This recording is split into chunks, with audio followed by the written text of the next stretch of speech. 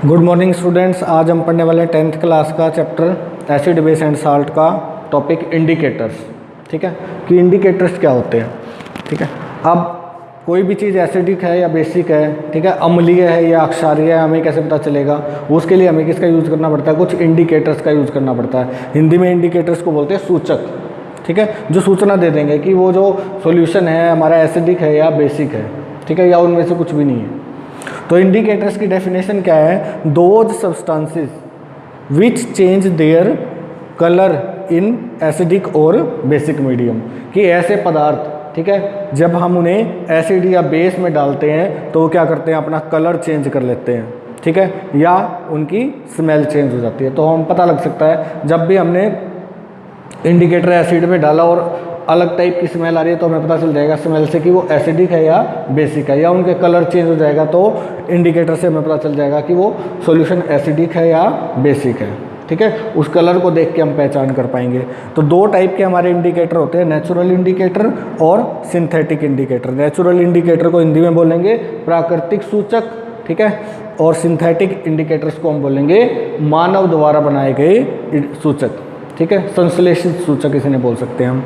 तो those indicators which are obtained from natural substance, ऐसे indicators जो किससे बनाए जाते हैं? नेचुरल सब्सटेंस से, प्राकृतिक पदार्थों से हम उनको बना सकते हैं। जैसे टर्मरिक, हल्दी, और लिटमस, ठीक है, लिटमस पेपर जो होता है हमारा।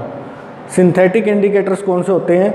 दोज इंडिकेटर्स, ऐसे सूचक विच आर, जिन्हें सिंथेसाइज बनाया जा सकता है, फ्रॉम सब्सटेंसेस, जिनको किसी पदार्थ से बनाया जा सकता है। ठीक है, इनका एग्जाम्पल है मिथाइल ऑरेंज, ठीक है, ये आपको लैब में मिलेगा, और फिनोफ्थलीन।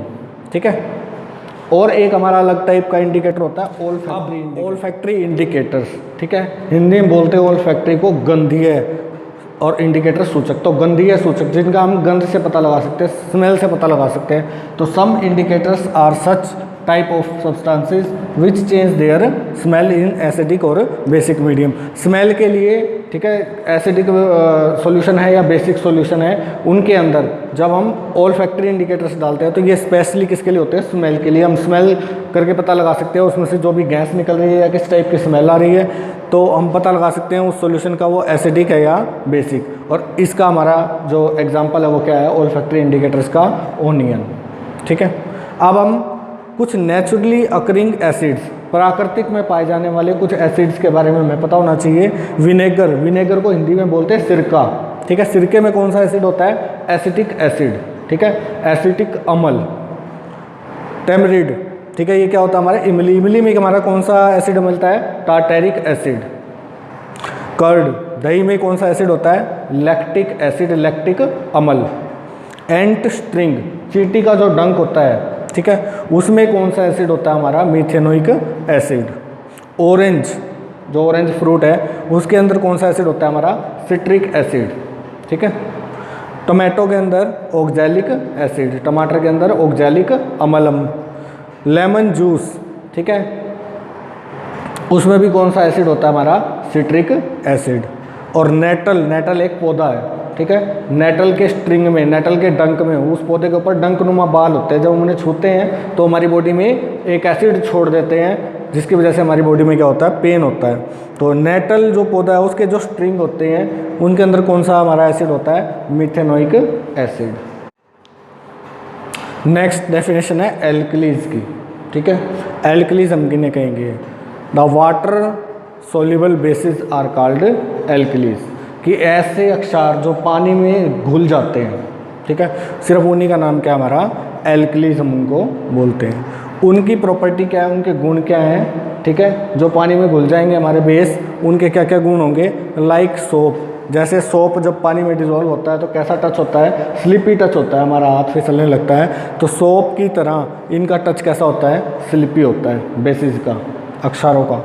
और they are bitter in taste, हमें पता है जो बेस होते हैं वो कैसे टेस्ट होता है उनका? बिटर होता है। और इनकी नेचर कैसी होती है? कोरोजिव। ठीक है, कोरोजिव क्या होता है? कोरोजन वर्ड से आया है, कोरोजिव। ठीक है, कोरोजन जंग लगना जो होता है हमारा। डाइल्यूशन, डाइल्यूशन होता है कि एसिड और बेस में पानी को मिक्स करना। तो ऐसे एसिड और ऐसे बेस जिनके अंदर हम वाटर को मिक्स कर देंगे उन्हें हम क्या बोलते हैं? डाइल्यूशन।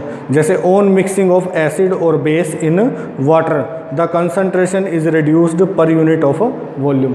जैसे जैसे कोई भी एसिड हमने लिया हुआ है, ठीक है, उसके अंदर हम पानी डालते जाएंगे तो एसिड की कंसंट्रेशन क्या होती रहेगी, पर यूनिट क्या होती रहेगी, रिड्यूस होती रहेगी।